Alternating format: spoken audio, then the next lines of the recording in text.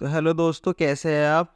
आज की इस बेहतरीन करंट अफेयर की सीरीज़ में आपका हार्दिक स्वागत है। इस सीरीज़ में हम देखने वाले हैं आज के लिए सबसे बेहतरीन करंट अफेयर क्वेश्चन आंसर, जो कि आने वाले सभी एग्जाम्स के लिए इम्पोर्टेंट हो गई। देखिए, पहला क्वेश्चन है इसमें, 37वें राष्ट्रीय खेल 27 अक्टूबर से कहाँ आयोजित किए जाएंगे। ऑप्शन है मध्य प्रदेश, गोवा, हरियाणा, असम। तो सही आंसर होगा ऑप्शन 2, ये गोवा में आयोजित किए जाएंगे।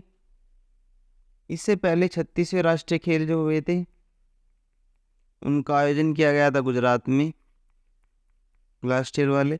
सबसे पहले राष्ट्रीय खेलों की शुरुआत 1940 में हुई थी। पूछ सकते हैं कि सबसे पहले राष्ट्रीय खेलों का आयोजन कब किया गया था, तो 1940 में।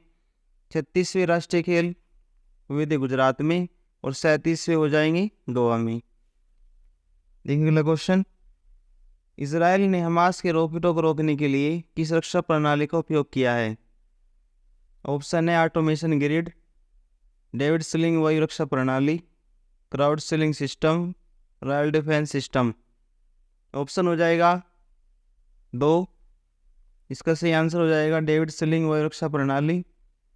हाल में इसराइल और हमास के बीच चल रहे युद्ध में इसराइल ने हमास के रॉकेटों को रोकने के लिए डेविड स्लिंग वायु रक्षा प्रणाली का उपयोग किया है।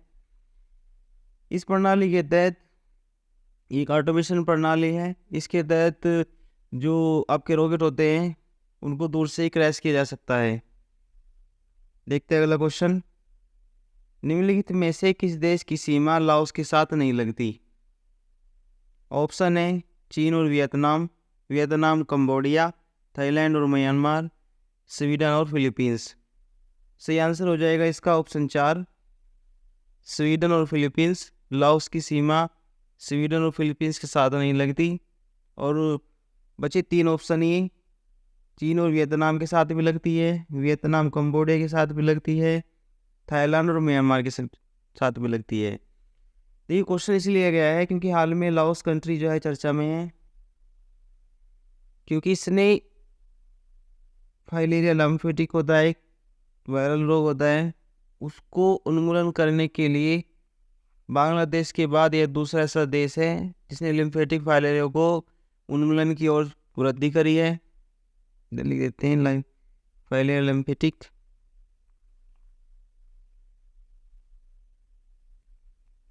लिम्फेटिक फाइलेरिया,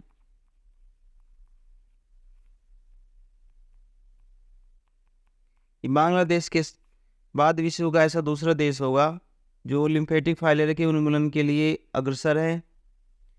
ये एशिया कॉन्टिनेंट के अंदर एक स्थलरूप देश है। ये पूछ लेते हैं, स्थलरूप देश वो होता है जिसकी सीमा किसी स्थल या किसी सागर या समुद्र से नहीं लगती, उसको आप स्थलरूप देश कह सकते हैं। लाओस ऐसा कंट्री है एशिया का जो संपूर्ण रूप से एक स्थलरूप देश है। देखते हैं अगला क्वेश्चन, राष्ट्रीय खेल खाद्य मिशन ऑयल पाम के तहत केंद्र सरकार ने वर्ष 2025-26 तक ऑयल पाम की खेती का विस्तार करने का लक्ष्य रखा है। ऑप्शन है 7.2 लाख हेक्टेयर क्षेत्र, 6.5 लाख हेक्टेयर क्षेत्र, 10 लाख हेक्टेयर क्षेत्र, 25 लाख हेक्टेयर क्षेत्र। इसका सही आंसर हो जाएगा ऑप्शन 2, 6.5 लाख हेक्टेयर क्षेत्र। हाल में केंद्र सरकार ने 6.5 लाख हेक्टेयर क्षेत्र को बढ़ाने के साथ एक अतिरिक्त क्षेत्र है, इसको बढ़ाने के लिए केंद्र सरकार ने एक पहल चलाई है। इसकी शुरुआत सबसे पहले 2021 में की गई थी, राष्ट्रीय खाद्य तेल मिशन ऑयल पाम। तो देखिए, अगर बात करें ऑयल पाम की, तो ऑयल पाम जो होता है विश्व में सबसे ज़्यादा अगर कोई इसका निर्यात करता है, अगर भारत की बात करें तो भारत ऐसा देश है जो सबसे ज़्यादा ऑयल पाम का आयात करता है अदर कंट्री से। और सबसे ज़्यादा ऑयल पाम की खेती अगर पूछ ले एग्ज़ाम में तो कहाँ की जाती है, ये की जाती है मलेशिया और इंडोनेशिया में। तो इसलिए क्वेश्चन ज़्यादा इंपॉर्टेंट बन जाता है कि भारत इसको बढ़ाने के लिए 2021 में एक योजना भी चलाई थी, राष्ट्रीय खेल तेल मिशन। और अब बढ़ाने के लिए 6.5 लाख हेक्टेयर क्षेत्र को इसने वृद्धि करी है और आगे आने वाले समय भी इसको और वृद्धि करने के लिए निरंतर प्रयास कर चल रहे हैं। देखिए अगला क्वेश्चन, गाजा पट्टी के लिए मानवीय सहायता पहुंचाने के लिए एकमात्र क्रॉसिंग पॉइंट कौन सा है? Option A Rafah crossing, Kerem Shalom crossing, Erez crossing, dead point. सही आंसर हो जाएगा इसका option A Rafah crossing. Rafah crossing मिस्र के साथ लगता है एक प्रायद्वीप पॉइंट है। तो गाजा को मानवीय सहायता पहुंचाई जा रही है, पूछ लेते हैं किस क्रॉसिंग पॉइंट से उनको मानवीय सहायता पहुंचाई जा रही है। तो ऑप्शन उसका आंसर हो जाता है राफा क्रॉसिंग। आने वाले किसी भी एग्ज़ाम में इसराइल और गाजा जो हमास के बीच युद्ध चल रहा है, इससे कई एग्ज़ाम में क्वेश्चन बनेंगे। तो ये भी एग्ज़ाम के लिए क्वेश्चन बन सकता है कि राफा क्रॉसिंग किससे संबंधित है। ये गाजा पट्टी संबंधित है कि किस में मानव सहायता पहुंचाई जा रही है गाजा को। देखते हैं अगला क्वेश्चन, खबरों में रहा automated permanent academic account registry का संबंध किससे है? ऑप्शन है रक्षा, शिक्षा, टैक्स, डिजिटल मुद्रा। सही आंसर हो जाएगा इसका ऑप्शन 2, शिक्षा से संबंधित है। इसके तहत one nation, one student ID की एक पहल है। इसके तहत वन नेशन वन स्टूडेंट पहल चलाई गई है। इस शिक्षा के लिए एक डिजिटल आर्किटेक्चर वाली पहल है। इसमें केंद्र सरकार ने सभी राज्यों को निर्देश दिए हैं कि automated permanent academic system registry में आप वन नेशन और वन स्टूडेंट आईडी आप क्रिएट करें। तो इसलिए क्वेश्चन बन जाता है, काफ़ी चर्चा में आजकल ये। अगला क्वेश्चन देखते हैं, हाल में संपन्न हुआ विश्व स्वास्थ्य शिखर सम्मेलन 2023 की थीम क्या है? तो सबसे पहले जान लेते हैं कि विश्व स्वास्थ्य शिखर सम्मेलन 2023 कहाँ हुआ है। ये हुआ है जर्मनी में, जर्मनी की राजधानी बर्लिन में। तो इसकी थीम पूछी गई है, ऑप्शन है पहला refreshment for over life are defining year for global health, better health 2 year process to stability overall. इसका सही आंसर हो जाएगा option 2 are defining year for global health. देखिए अगला क्वेश्चन, ऐसा भूमि और समुद्री रूट नेटवर्क जिसके माध्यम से एशिया को अफ्रीका और आगे यूरोप से जोड़ने की योजना बनाई जा रही है। ऑप्शन है better for common route, belt and initiative, to better road every pass, new way of achieve goal. इसका सही आंसर हो जाएगा option 2 belt and initiative. Belt and initiative की शुरुआत की गई चीन के द्वारा 2013 से। ये एक डिजिटल मल्टीपल प्रोजेक्ट है।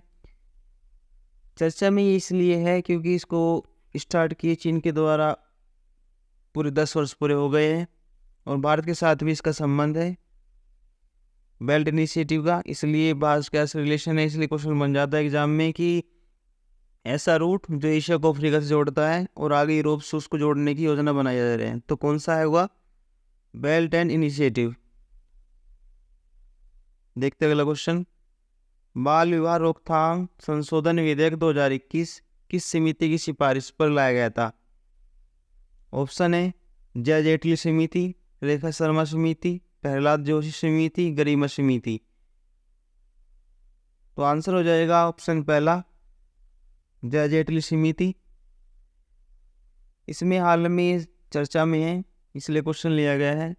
इसमें अभी चर्चा में इसलिए है क्योंकि इस पर चर्चा चल रही है कि जो बाल विवाह, जैसे लड़कियों की उम्र 18 साल से 21 वर्ष की बात इस संशोधन लाया गया था, तो उसको नकार करके इक्वलिटी पे लाया जाए। इक्वलिटी मतलब लड़कियों और लड़कों की उम्र सेम रखी जाए, इसलिए चर्चा में आजकल ये। तो पूछ सकते हैं कि बाल विवाह रोकथाम संशोधन विधेयक 2021 किस समिति की सिफारिश पर लाया गया था?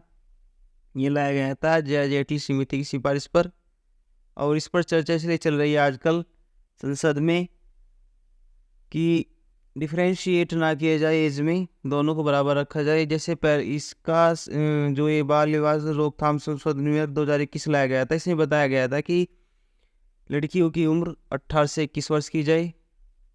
अब इसमें संशोधन किया जा रहा है कि 21 ना होकर लड़के और लड़कियों की उम्र सेम रखी जाए।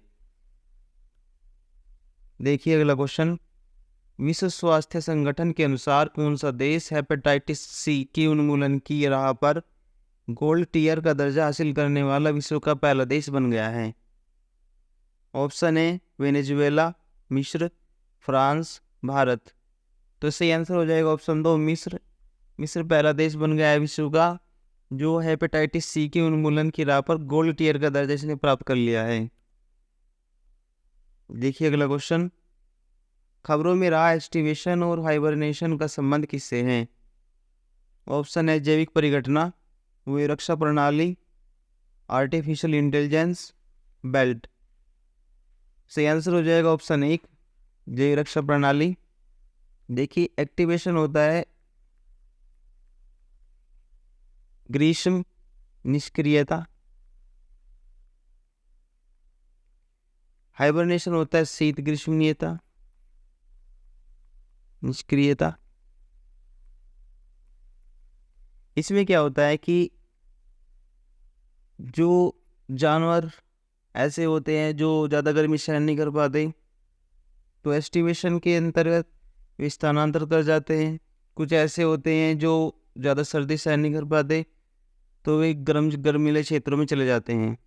तो इसलिए हमेशा ये पॉइंट चर्चा में रहते हैं, क्योंकि कहीं पर ठंड, कहीं पर गर्म, कहीं पर सर्दी, कहीं पर बरसात, तो ये मौसम ओवरऑल विश्व में कहीं ना कहीं चलता रहता है। इसलिए क्वेश्चन हाल में चर्चा में है ये टर्म एस्टिवेशन और हाइबरनेशन। एस्टिवेशन है ग्रीष्म निष्क्रियता, हाइबरनेशन होता है शीत निष्क्रियता। देखते हैं अगला क्वेश्चन, खबरों में दिखने वाला पक्षी अमूर फाल्कन की आयुषीय स्थिति क्या है? ऑप्शन है vulnerable, threatened, least concern, critically threatened. तो सही आंसर हो जाएगा इसका लीस्ट कंसर्न, ऑप्शन 3 इसका सही आंसर होगा। अभी हाल में मणिपुर ने अमूर फाल्कन पक्षी है इसकी पहली गणना की घोषणा करी है। बात करें आयुषीयन की एक संगठन है जो विलुप्त प्रजातियां होती हैं उन पे लिस्ट निकालता है। तो इसकी सबसे पहले एक संगठन बना था वर्ष 1948 में। ये पूछ सकते हैं इसकी स्थापना कब हुई थी? वर्ष 1948 में इसकी स्थापना हुई थी। देख लो क्वेश्चन, नवजीत सिंह जौहर मामला किससे संबंधित है? ऑप्शन है बाल हत्या रोकथाम अधिनियम, एकांतता का अधिकार, समलैंगिक अपराधों की श्रेणी से बाहर करना, बैंकिंग घोटाला। से आंसर हो जाएगा इसका 3 ऑप्शन, समलैंगिक को अपराधों की श्रेणी से बाहर करना। अभी हाल में सुप्रीम कोर्ट की 5 जजों वाली पीठ ने एक जबरदस्त फैसला सुनाया है। उसे बताया गया है कि समलैंगिकों को कानूनी अधिकार नहीं दिए जाएंगे। कानूनी अधिकार मतलब 14, आर्टिकल 15, आर्टिकल 19 के तहत उनको नहीं रखा गया है, उनको अधिकारों की श्रेणी से बाहर कर दिया गया है। तो एग्जाम में पूछ सकते हैं कि ये मामला किससे संबंधित है? तो जौहर सिंह मामला है, ये 2018 में लाया गया आया था। पूछ सकते हैं कब आया था? 2018 में। देखते हैं अगला क्वेश्चन, समाचारों में दिखने वाला चेरी या पानी का संबंध किससे है? ऑप्शन है खाद्य उत्पाद, भारत और श्रीलंका के बीच एक नौका सेवा, गुजरात के महापाषाण स्थल, रहस्यमयी झील। तो इसका सही आंसर हो जाएगा ऑप्शन 2, ये भारत और श्रीलंका के बीच एक नौका सेवा है। इसमें अधिकतम 150 व्यक्ति जा सकते हैं, ये बात याद रखिए आप। ये भारत के तमिलनाडु से स्टार्ट होती है, 1 अक्टूबर में जाएगी तो जनवरी में वहाँ पर पहुँचेगी। ठीक है, तो इसकी पहली यात्रा की जाएगी अक्टूबर से, इसी मंथ से स्टार्ट होगी। देखिए इस सीरीज का आज का अंतिम क्वेश्चन, टूना टेकरा जो कि एक multi mega all weather container होगा की आधारशिला प्रधानमंत्री ने कहाँ रखी है? ऑप्शन है केरल, गोवा, गुजरात, तमिलनाडु।